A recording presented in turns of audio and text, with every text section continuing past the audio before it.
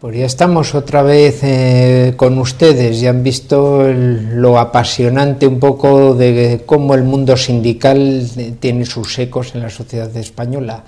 ¿Y qué podemos hablar del 2 de mayo? ¿Qué queda de ese 2 de mayo? ¿Qué queda de ese rugido de la nación española? ¿Existe una nación española? Sí, creo que es bastante evidente que existe, aunque están haciendo todo lo posible por eliminarla. Comentaba antes José Antonio que las dos instituciones fundamentales en las que se está sosteniendo ahora mismo la sociedad española, la Iglesia y la familia, están siendo derribadas por el gobierno. Hay una tercera institución que también está intentando ser derribada, que es la escuela. Vittorio Messori decía en uno de sus libros que las tres instituciones básicas para el desarrollo de la persona, la Iglesia, la familia y la escuela, están siendo perseguidas por los regímenes liberales precisamente por no ser instituciones de origen democrático ni de funcionamiento democrático. En fin, lo quería meter como un complemento a lo que estábamos hablando previamente. Esa sociedad española, esa nación española que sí existe, esa nación española que no nace en 1808 como se empeñan en defender algunas personas, sino que nace de mucho más atrás y desde luego no tiene un origen liberal, todo lo contrario, tiene un origen católico, tiene una raíz cristiana que se nos quiere negar día tras día y que no se puede obviar, porque entonces dejaríamos de ser nosotros mismos. Yo creo que esa nación sí existe, está viva, lo que está es dormida, en algunos casos enferma en otros, pero es una nación que ha sobrevivido a lo largo de la historia a muchos procesos muy difíciles, a muchos procesos que la han llevado al borde de la desaparición y siempre ha salido triunfante. Yo quiero pensar que en estos momentos ese espíritu español que está escondido en el corazón de cada uno de nosotros puede volver a rugir como en ese 2 de mayo y levantarse, en este caso, contra los enemigos de dentro, porque el problema, si hace 200 años fue un enemigo externo, una causa exógena la que puso en jaque la propia existencia de la nación, en este caso la causa es endógena, es interna, es un virus nuestro que tenemos que atajar. Pero sí hay indicadores que yo creo que nos pueden llevar a un cierto optimismo. Cada vez más gente joven se acerca a las iglesias, cada vez más gente joven se está acercando a movimientos cívicos y movimientos políticos que tienen partidos como el nuestro, como Alternativa Española, que tienen ganas de cambiar esto de raíz, de arreglar los problemas, no con parches, tiritas o soluciones a corto plazo. A corto plazo es como están actuando los políticos. Esto exige soluciones a largo plazo, que serían las soluciones de los estadistas realmente. Sí, aquí además yo veo una cosa, yo veo un paralelismo entre el 2 de mayo y la situación actual.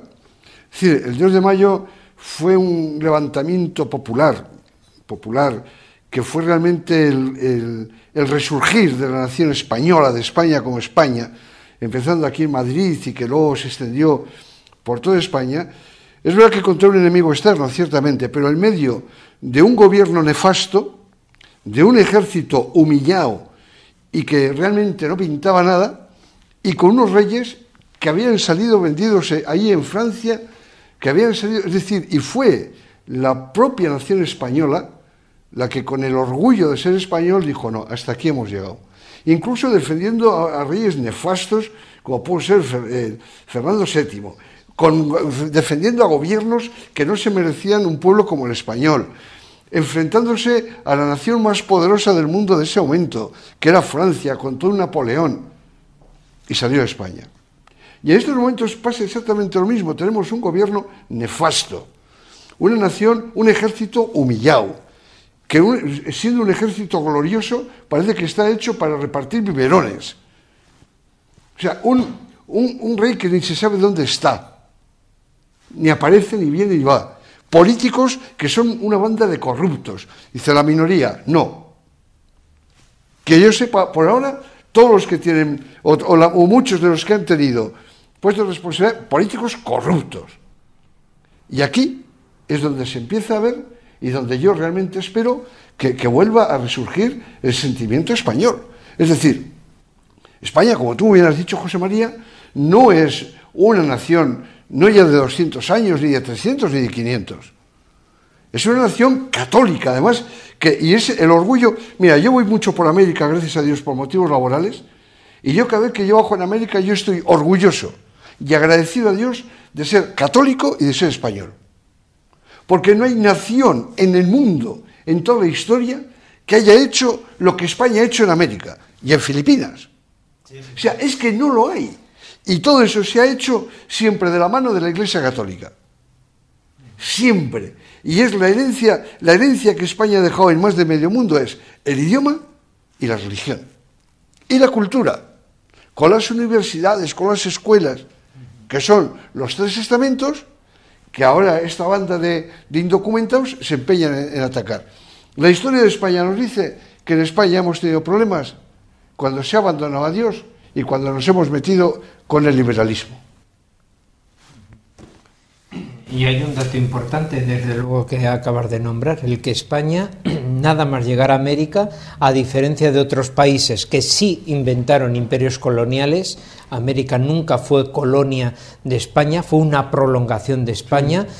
Durante el siglo XVI fundaron universidades allí, y México, como Lima, etcétera, tuvieron universidades antes que cualquier país europeo. Y en esas universidades incluso no solo era para los descendientes de los españoles, era para todos, y ahí podéis ver que hasta descendientes de Moctezuma, de incas, etcétera, estudiaron en aquellas universidades en sus primeras promociones, igual que los hijos de los españoles. O sea que, por lo tanto, yo creo que el mensaje de España, tanto de aquel tiempo, tiene que reactualizarse ahora, porque tenemos mucho que decir en la actualidad con respecto a ese mestizaje, con respecto a esa misión que tuvo España en el pasado y que desde luego la tenemos en el presente, y más con una América como está sufriendo ahora, ¿no? Con totalmente un rumbo muy perdido en algunos países de ellos, ¿no? En ese aspecto. Y eso sí que va un poco unido, y recuperamos un poco con un poco ese sentimiento de lo de España. ¿Cómo se plantea Alternativa Española, por lo tanto, un poco ese mensaje de unidad de España? ¿Cuál es su mensaje hacia las diferentes regiones que conforman España? Bueno, España, una de las riquezas que atesora es una diversidad cultural dentro de la unidad nacional, que representa su geografía, las distintas tradiciones culturales que hay en sus provincias. Esto evidentemente forma parte del acervo cultural nacional y es algo a respetar y a potenciar. Lo que pasa y sucede es que en estos últimos años, en estas últimas décadas, se está usando esas peculiaridades culturales como elemento de disgregación en vez de como elemento de unidad. Nosotros lo que proponemos es una política evidentemente que potencie todas esas peculiaridades, pero todas ellas juntas potenciando lo que es la riqueza cultural nacional. Para ello, una de las primeras cuestiones que hay que atajar, por esto y por lo que hablábamos en la primera parte de la tertulia, por motivos económicos, es el Estado autonómico actual.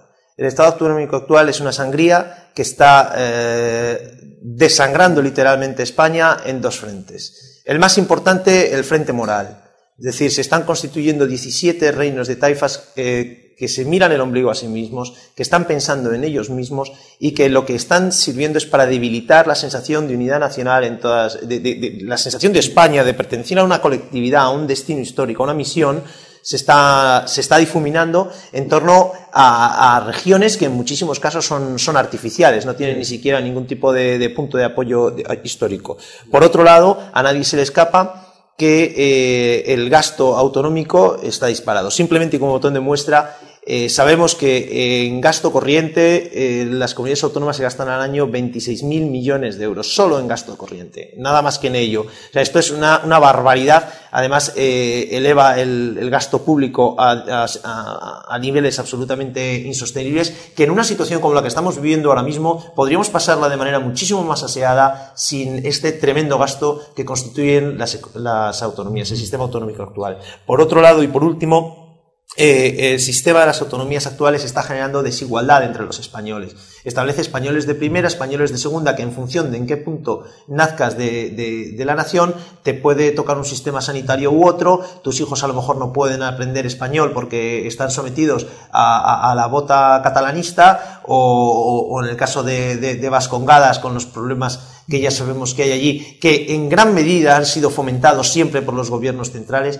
Y hay una cosa que yo no entiendo la distinción que hay entre nacionalistas moderados y no, son todos separatistas, son todos partidos que no están buscando ese regionalismo sano que aporte a la nación y esa peculiaridad que ha hecho que esa región haya aportado grandes hombres o grandes gestas a la historia de España, sino que se enrocan en sí mismos, inventan falaces historias que son rocambolescas, como la utilización que hacen los catalanes separatistas, quiero decir, porque también convendría decir que ahora en estos referéndums separatistas ilegales que están sobre los que nadie se pronuncia en ningún partido político, todos parece que les parecen fantásticos, está votando por debajo del 20%, es decir, hay una gran masa de pueblo catalán que no se siente confortable con estos separatismos. Pues, como decía don José María, enseguida empezamos la tercera parte. Perfecto. Y podemos proseguir con esa labor de deshacerlo. Estamos en unos segundos con ustedes. Muchas gracias, no se vayan.